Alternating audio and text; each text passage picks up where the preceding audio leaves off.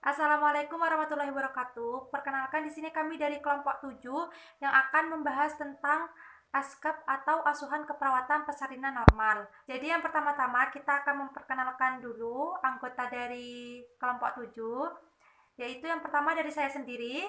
Perkenalkan, nama saya Novita Zahro, NIM 19010112.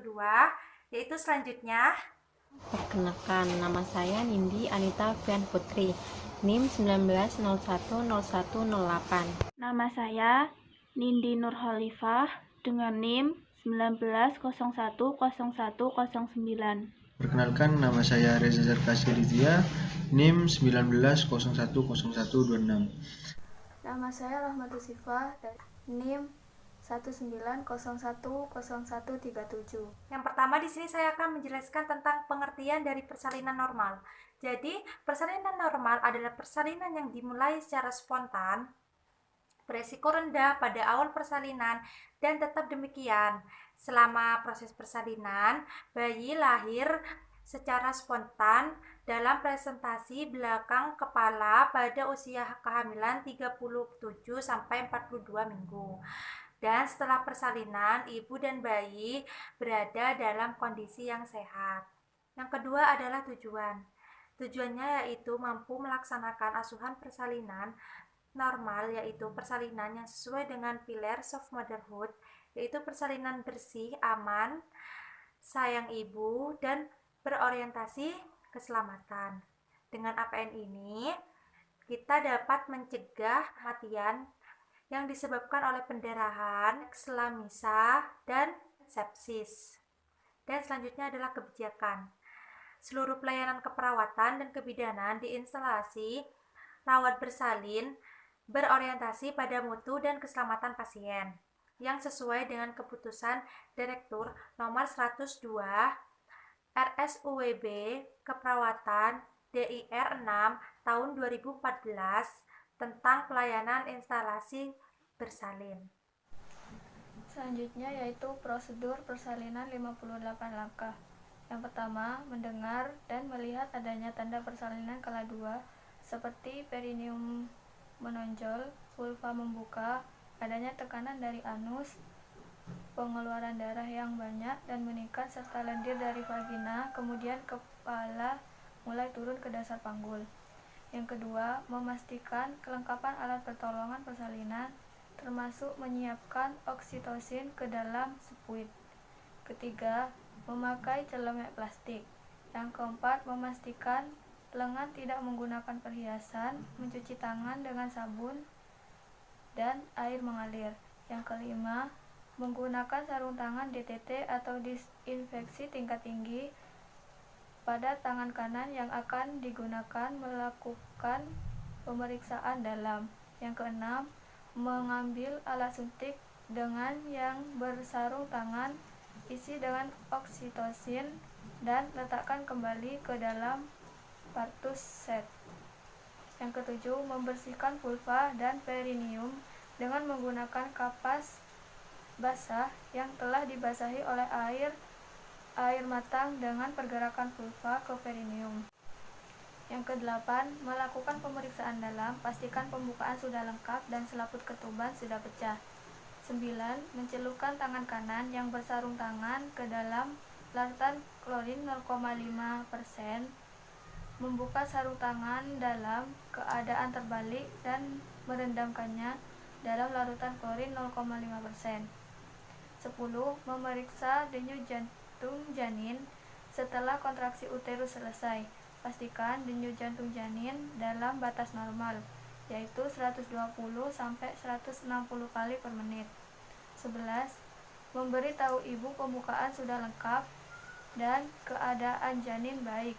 Meminta ibu untuk meneran saat ada his apabila ibu sudah merasa ingin meneran. 12. Meminta bantuan keluarga untuk menyiapkan posisi ibu untuk meneran.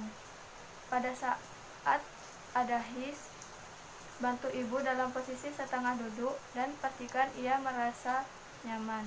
13. Melakukan pimpinan meneran saat ibu mempunyai dorongan yang kuat untuk meneran.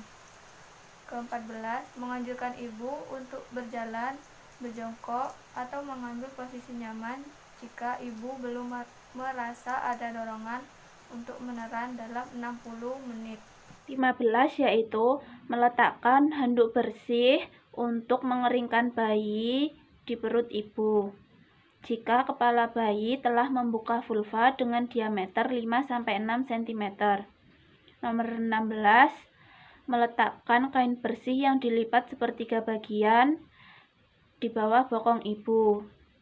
Yang ke-17, membuka tutup partuset dan memperhatikan kembali kelengkapan alat dan bahan. 18, memakai sarung tangan DTT pada kedua tangan. 19, saat kepala janin terlihat pada vulva dengan diameter 5-6 cm. Memasang handuk bersih pada perut ibu untuk mengeringkan bayi jika telah lahir. Dan kain kering dan bersih yang dilipat sepertiga bagian di bawah bokong ibu.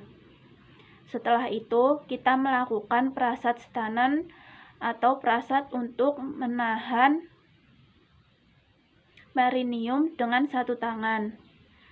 Di bawah kain basah dan kering, ibu jari pada salah satu sisi perineum dan 4 jari tangan pada sisi yang lain, dan tangan yang lain pada belakang kepala bayi. Tahan belakang kepala bayi agar posisi kepala tetap fleksi pada saat keluar secara bertahap melewati introitus dan perium. Yang ke-20 yaitu setelah kepala keluar, menyeka mulut dan hidung bayi dengan kasa steril. 21, menunggu hingga kepala janin selesai melakukan putaran paksi luar secara spontan. 22, setelah kepala melakukan putaran paksi luar, pegang secara biparental. Kemudian menganjurkan kepada ibu untuk meneran saat kontraksi.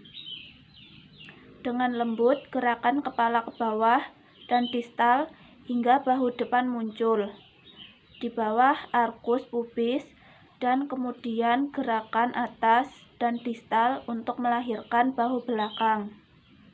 23, setelah bahu lahir, geser tangan bawah ke arah perineum ibu untuk menyanggah kepala, lengan, dan siku sebelah bawah. Gunakan tangan atas untuk menelusuri dan memegang tangan dan siku sebelah atas. 24, setelah badan dan lengan lahir, tangan kiri menyusuri punggung ke arah bokong dan tungkai bawah janin untuk memegang tungkai bawah, atau selipkan jari telunjuk tangan kiri di antara kedua lutut janin. 25, melakukan penilaian selintas. Yang pertama yaitu apakah bayi menangis dengan kuat dan bernafas tanpa kesulitan. Yang kedua, apakah bayi bergerak aktif. Yang ke-26 yaitu mengeringkan tubuh bayi mulai dari muka, kepala, dan bagian lainnya kecuali bagian tangan tanpa membersihkan vernix. Ganti handuk basah dengan handuk atau kain yang kering. Kemudian, biarkan bayi di atas perut ibu. 27 yaitu memeriksa kembali uterus untuk memastikan tidak ada lagi janin dalam uterus. Yang ke-28, memberitahu ibu bahwa ia akan disuntik oksitosin agar uterus berkontraksi dengan baik. 29, dalam waktu 1 menit setelah bayi lahir, suntikan oksitosin sebanyak 10 unit IN atau intramuskular di sepertiga paha atas bagian distal lateral. Lakukan aspirasi sebelum menyuntik oksitosin. 30, setelah 2 menit pasca persalinan, jepit tali pusat dengan klem kira-kira 3 cm dari pusat bayi. Mendorong isi tali pusat ke arah distal atau ibu dan jepit kembali tali pusat pada 2 cm distal dari klem pertama. Langkah yang ke-31 yaitu pegang tali pusat yang telah dijepit dengan satu tangan dan lakukan pengguntingan tali pusat di antara dua krim tersebut, serta mengikat tali pusat dengan benang DTT atau steril pada satu sisi, kemudian melingkar kembali benang tersebut dan mengikatnya dengan simpul kunci pada sisi talinya. Selanjutnya, menyelimuti ibu dan bayi dengan kain hangat dan memasang topi di kepala bayi. Memindahkan krim pada tali pusar sekitar 5-10 cm dari vulva, serta meletakkan satu tangan di atas kain yang ada di perut ibu tepat di atas tulang pubis. Dan setelah uterus berkontraksi, tegangkan tali pusat ke arah bawah sambil tangan yang lain mendorong uterus ke arah belakang atas dorsokranial secara hati-hati. Selanjutnya, jika uterus tidak segera berkontraksi, minta ibu, suami, atau anggota keluarga untuk melakukan stimulasi puting susu, serta lakukan penegangan dan dorongan dorsokranial hingga plasenta terlepas. Selanjutnya, saat plasenta terlihat di introitus vagina, lahirkan plasenta dengan menggunakan kedua tangan, pegang dan putar plasenta hingga selaput ketuban terpilih, kemudian lahirkan dan tempatkan plasenta pada wadah yang telah disediakan. Selanjutnya, segera setelah plasenta dan selaput ketuban lahir, melakukan masase uterus dan meletakkan telapak tangan di fundus dan melakukan masase dengan gerakan melingkar dengan lembut. Selanjutnya, memeriksa kedua sisi plasenta, baik bagian ibu maupun bayi, dan mengevaluasi adanya laserasi pada vagina dan perineum, dan segera menjahit laserasi yang mengalami pendarahan aktif, serta pastikan uterus berkontraksi dengan baik dan tidak terjadi pendarahan pervaginaan, dan biarkan bayi tetap melakukan kontak kulit ke kulit di dada ibu paling sedikit selama 1 jam. Setelah 1